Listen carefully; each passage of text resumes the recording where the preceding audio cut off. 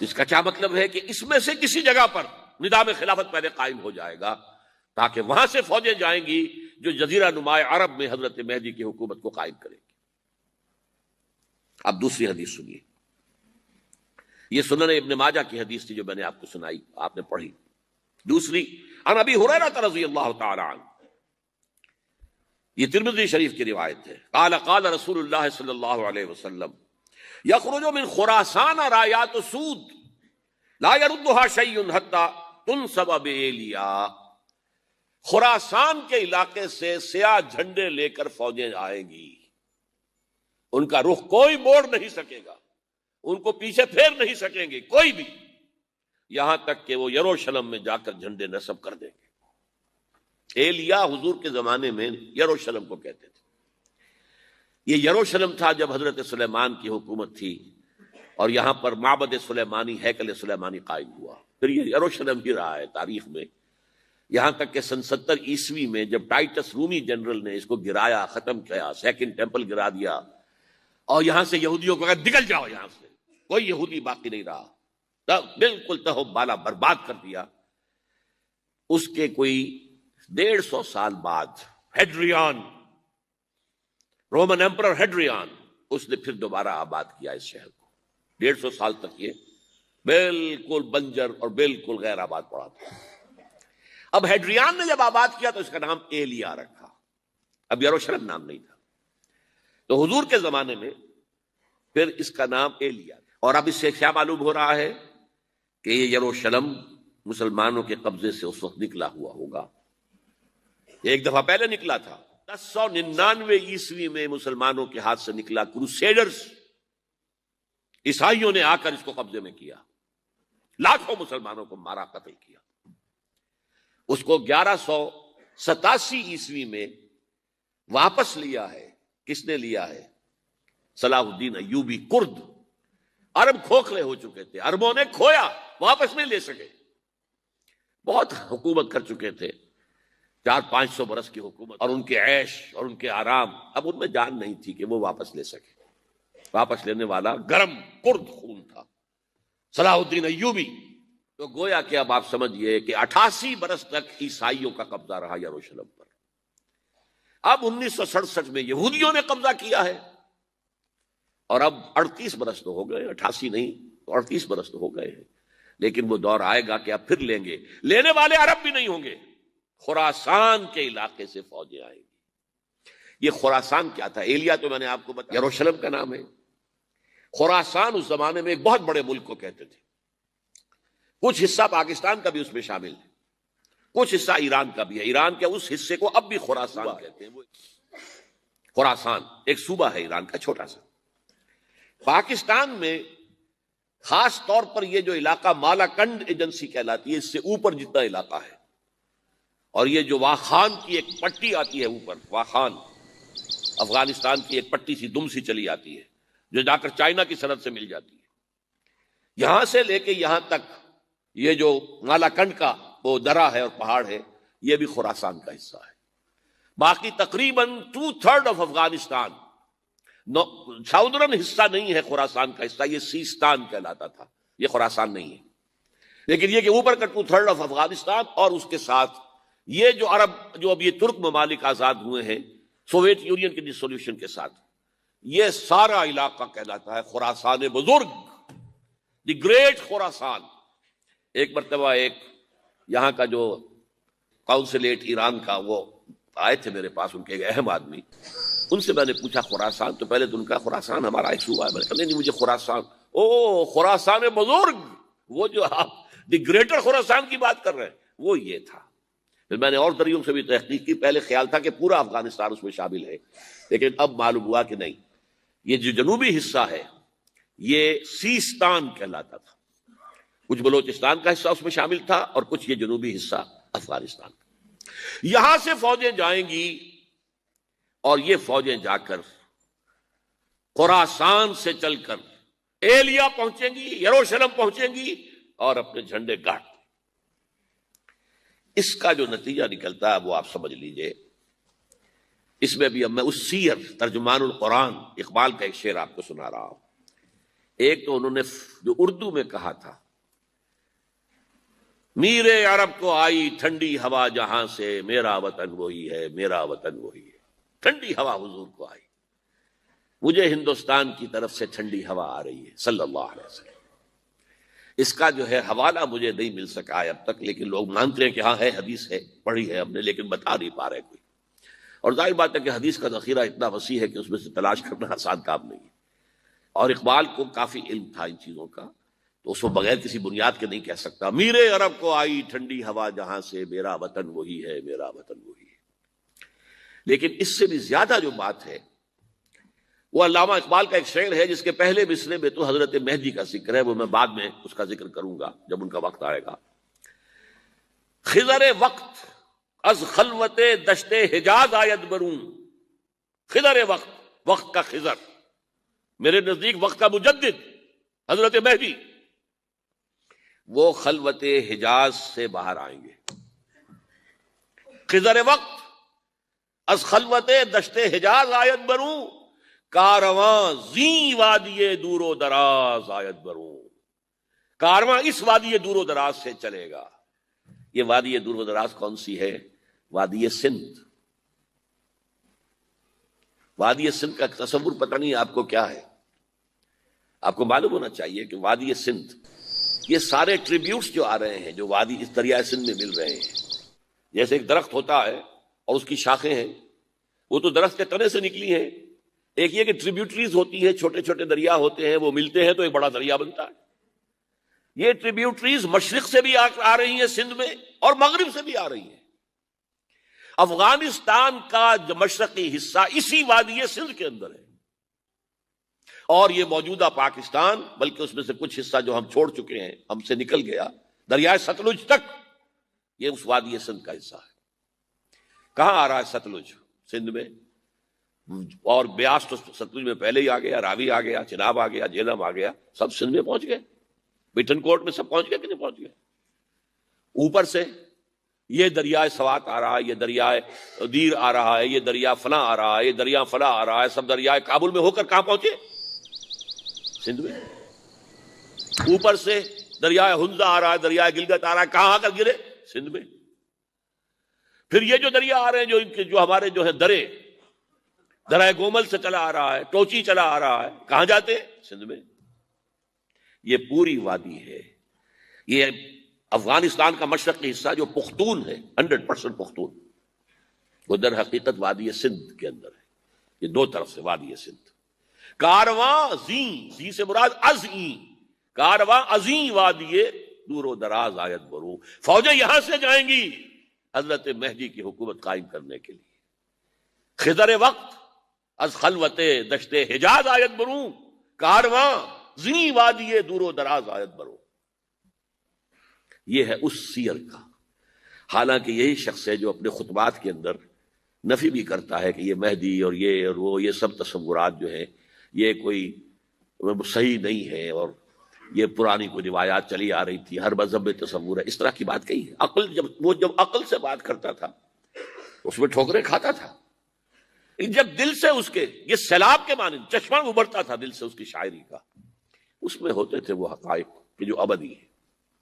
اس پر جو اشفاق صاحب ہوتے تھے ہمارے ہاں، اشفاق احمد ادیب، ڈرامہ نگار، تلقین شاہ، انہوں نے بڑی پیاری بات کہی تھی. اگرچہ ان کا مذاق اڑایا تھا روزنامہ نوائے وقت نے، بات بڑی پیاری تھی. اقبال ایک دن کا اقبال تھا، ایک رات کا اقبال تھا. دن کا اقبال فلسفی تھا، وہ اپنی عقل سے غور و فکر کرتا تھا. اس کا حاصل تو ہے وہ لیکچرز، خطبات، ان میں بہت سی باتوں پر علماء کو شدید اعتراض ہے. ایک رات کا اقبال تھا، اسے الہام ہوتا تھا، سیلاب آتا تھا شاعری کا، اور وہ اقبال جو ہے اصل اقبال ہے. اور اس کو کہا اقبال نے خود. ڈاکٹر یوئنگ ہوتے تھے جو پرنسپل تھے ایف سی کالج کے، ان کے نام سے یوئنگ ہال اب بھی موجود ہے نیلا گنبد چوک میں. ایک ہاسٹل بنایا تھا انہوں نے، یوئنگ ہال. ایک دعوت میں سب جمع تھے، ڈاکٹر یوئنگ بھی تھے، علامہ بھی تھے. یوئنگ نے بڑا تیکھا وار کیا کہ ڈاکٹر اقبال، ہم نے سنا ہے کہ آپ جیسا آدمی بھی وربل ریولیشن کا قائل ہے. کو پہلے مسئلہ سمجھ لیجئے ورنہ واقعہ سمجھ نہیں آیا تھا. ایک ہے وربل، وحی باللفظ، قرآن کے بارے میں ہمارا عقیدہ یہ الفاظ اللہ کے ہیں. ایک ہوتا ہے وحی، لیکن اس وحی میں لفظ جو ہے وحی کا نہیں ہوتا، بلکہ وہ انسپریشن کہلاتی ہے. کوئی بات آپ کے ذہن میں ڈال دی گئی، آپ نے اپنے الفاظ میں اس کو ادا کیا. تو یہ سمجھتے ہیں کہ وحی جو ہے یہ ہمیشہ وحی باللفظ وربل نہیں ہوتی. یہ عیسائیوں کا عقیدہ ہے. اور وہ عقیدہ کیوں بنایا ہے؟ اب ایک بات سے بات نکل رہی ہے. انجیلیں 100 سے زیادہ تھیں، اب بھی کم سے کم 4 کو کینونیکل کہتے ہیں. تو ان چاروں میں اختلاف ہے، تو کون سی انجیل ہے؟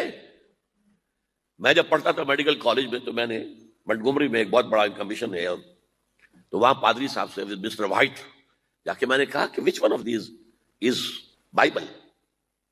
اب جواب آپ سنیے، ذہانت کا شاہکار ہے. None of them is Bible, Bible is in them. ان میں سے کوئی بائبل نہیں ہے، بائبل ان کے اندر ہے. یعنی جو مفہوم عیسیٰ کو وہ خدا سمجھتے ہیں اور ان کو اپوسلز کہتے ہیں، یہ نبی تھے حضرت عیسیٰ کے، رسول تھے. یہ متی ہوں یا جون ہوں، جو بھی ہیں اپوسلز ہیں. تو جو حضرت عیسیٰ نے ان سے کہا وہی کی، انہوں نے اپنے الفاظ میں اس کو ادا کیا ہے، لہذا علیحدہ ہو جائے گا وہ اپنا، جیسا کہ احادیث کے اندر ہے. تو اقبال سے کہا کہ اقبال، ڈاکٹر اقبال، میں نے سنا کہ آپ بھی وربل ریولیشن کے قائل ہیں. کہ بالکل، اور مجھے تو ذاتی تجربہ ہے. مجھ پر جو شعر اترتا ہے وہ الفاظ میں ڈھلا ہوا ہوتا ہے، میں تبدیلی کرنا چاہوں تو نہیں کر سکتا. چپ ہو گیا یوئنگ، اب آگے کیا بولے گا یوئنگ.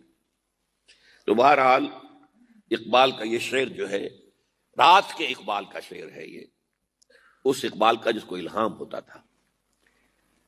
خضر وقت از خلوت دشت حجاز آیت بروں، کارواں زی وادی دور و دراز آیت بروں. اب میں نے اب تک تو یہ ڈسکس کیا ہے قرآن، حدیث، سنت اور ایک ترجمان القرآن کے حوالے سے. اب آئیے عالمی حالات کے حوالے سے دیکھیں. عالمی حالات سے بھی معلوم ہوتا ہے کہ ایک عالمی ریاست تقدیر مبرم ہے. زمانہ تیزی کے ساتھ ادھر جا رہا ہے، جبکہ پوری دنیا کی ایک ریاست ہوگی، بلکہ بہت پہلے سے اس کا تقاضا پیدا ہو چکا ہے. دنیا اتنی چھوٹی ہو گئی ہے، آج آپ اسے کہتے ہیں گلوبل ولیج. یہ تو گاؤں کے مانند ہے. اب کوئی فاصلہ نہیں رہا. امریکہ میں تاج پوشی ہو رہی ہے بش صاحب کی، اور کا منظر ہم بیٹھے دیکھ رہے ہیں، سارا کا سارا 12,000 میل دور بیٹھے ہوئے دیکھ رہے ہیں. دنیا کیا ہے؟ یہ تو ایک گاؤں ہے، ایک شہر ہے. اور ایک عالمی ریاست اگر قائم نہیں ہوتی تو دنیا میں کبھی امن قائم نہیں ہو سکتا. لہذا دنیا میں امن کے لیے ایک عالمی ریاست ضروری ہے، اور اسی کے پہلے قدم کے طور پر وہ لیگ آف نیشنز جو ہے قائم کی گئی تھی. کوئی تو ادارہ ایسا ہونا چاہیے جہاں دنیا کے سارے ممالک کے نمائندے بیٹھیں، سوچیں، غور کریں، فیصلے کریں. اگرچہ وہ جو بے ایمانیاں دلوں میں تھیں، جو بدنیتیں دلوں میں تھیں، انہوں نے ناکام کر دیا اس کو، لہذا وہ مر گئی، ختم ہو گئی. ہاں، جنم دے گئی اسرائیل کو، اس کے وطن سے اسرائیل نے جنم لیا. اسرائیل نے نہیں، بالفور ڈکلریشن نے، کہ یہودیوں کو فلسطین میں آباد ہونے کی اجازت ہے. اچھا، جب وہ ختم ہو گئی تو تقاضا موجود تھا، کوئی ادارہ ایسا ہونا چاہیے بھائی بیٹھے سب کے سب وہاں فیصلے کریں، ورنہ تو 2 برتن کھڑک جائیں گے تو اس کے بعد وہ عالمی جو ہے ایک کنفرنٹیشن ہو سکتی ہے. تب یہ پھر دوبارہ یونائٹڈ نیشنز آرگنائزیشن بنی، اور اب وہ بھی دم توڑ رہی ہے، بیچاری کئی روز سے دم توڑ رہی ہے. اس لیے کہ عراق وار کے ضمن میں ایک پیسہ بھر بھی وقت نہیں دی بش نے یو این او کی حمایت یا مخالفت کو. کیا رہ گیا اس کا وجود؟ بس ایک کلب ہے، آؤ بیٹھے گفتگو کرو، اللہ اللہ خیر صلی. جتنے ریزولوشن یو این او نے پاس کیے جنرل اسمبلی نے اسرائیل کے خلاف، سب کو ویٹو کیا ہے امریکہ نے. تو فائدہ کیا ہوا بھائی؟ جنرل اسمبلی کا فیصلہ کشمیر کے بارے میں موجود ہے 55 سال سے، اس پر عمل درآمد نہیں ہو سکتا. تو وہ در حقیقت جب عدل انسان کے اندر نہ ہو، اللہ پر ایمان اور یقین نہ ہو، آخرت کے محاسبے کا احساس نہ ہو، تو کوئی بھی آپ ادارہ بنا لیں پھر ہو جائے گا. ایک زمانے میں، وہ بھی میرے زمانے طالب علمی کا ہے، جمعیت طلبہ والے جو ہے کراچی سے نکالا کرتے تھے اسٹوڈنٹس وائس، ایک انگریزی ہفت روزہ، اس میں لکھا تھا UNO کا مطلب ہے یونائٹڈ نیشنز آرگنائزیشن نہیں، انٹائڈ نیشنز آرگنائزیشن، جو بندھی ہوئی نہیں ہے آپس میں. یہ نیشنز جو ہیں ان کا کوئی آپس میں تعلق نہیں ہے، ان کی آرگنائزیشن ہے، انٹائڈ، یونائٹڈ کی بجائے. اور آج اس کا مظہر سامنے آ چکا ہے. لیکن تقدیر مبرم ہے.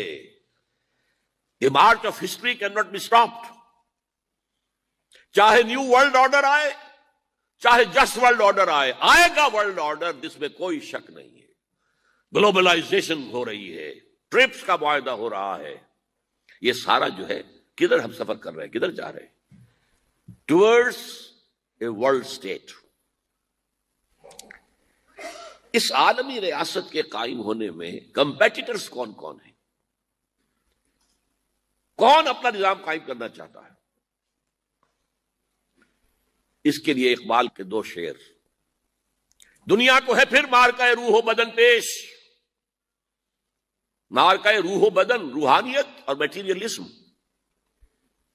دنیا کو ہے پھر مارکہ روح و بدن پیش، تہذیب نے پھر اپنے درندوں کو مارا. تہذیب کے درندے، یہ ہے مغربی قوموں کے لیے بہترین لفظ ہے، تہذیب کے درندے. کہتے ہیں سیویلائزیشن سیویلائزیشن سیویلائزیشن، اور جو درندگی وہ کرتے ہیں، کوئی بھیڑیے وہ درندگی نہیں کر سکیں گے جو وہ کرتے ہیں. دنیا کو ہے پھر مارکہ روح و بدن پیش، تہذیب نے پھر اپنے درندوں کو ابھارا. اللہ کو پامر دیے مومن پہ بھروسہ، ابلیس کو یورپ کی مشینوں کا سہارا. This grand confrontation is very soon to come, very soon to come, very soon to come. ایک طرف اللہ ہے اور مرد مومن ہے، دوسری طرف ابلیس ہے اور اس کا سب سے بڑا ایجنٹ یہودی ہے، اور یہودیوں کے سپورٹرز عیسائی ہیں. یہ ہے دو طرفہ، یہ دو فریق ہیں. اور وہ میں آپ کو پہلے سنا چکا ہوں نظم. ابلیس نے کہا تھا مجھے نہ جمہوریت کا کوئی خطرہ ہے، نہ کوئی فاشزم سے خطرہ ہے، نہ کوئی اشتراکیت سے خطرہ ہے اگر کوئی خطر مجھ کو تو اس امت سے ہے جس کی خاکستر میں ہے اب تک شرار آرزو. خال خال اس قوم میں اب تک نظر آتے ہیں، وہ کرتے ہیں اشک سحرگاہی سے جو ظالم وضو. وہی خطرہ ہے جس کا ذکر کیا جب USSR ختم ہو گئی، جس کے لیے نیٹو بنایا گیا تھا، جس کے لیے سیٹو بنایا گیا تھا، جس کے لیے سینٹو بنایا گیا تھا ٹو کنٹین USSR.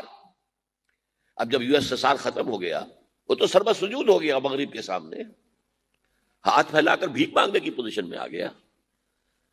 اس وقت اثر نو نیٹو کو آرگنائز کر رہے ہیں، ایکسٹینڈ کر رہے ہیں. تو کسی نے پوچھا چیف آف دی نیٹو سے کہ یہ اب آپ کو کس بات کا دے؟ ہمیں مسلم فنڈامنٹلزم سے خطرہ ہے. وہ جو ابلیس نے کہا وہی اس نے کہا، ہمیں اندیشہ ہے مسلم فنڈامنٹلزم سے، لہذا ہمیں چوکس لینا ہے اور مضبوط کرنا ہے اور تکڑے ہونا ہے. یہ ہے در حقیقت ہے اگر کوئی خطر مجھ کو تو اس امت سے ہے جس کی خاکستر میں ہے اب تک شرار آرزو. اب دیکھیے، ایک طرف میں نے بتایا ایک یہودی ہیں اور ان کے خواب ہیں. خواب کیا ہے؟ گریٹر اسرائیل قائم کرنا، جس میں تقریباً پورا مڈل ایسٹ آ جائے گا.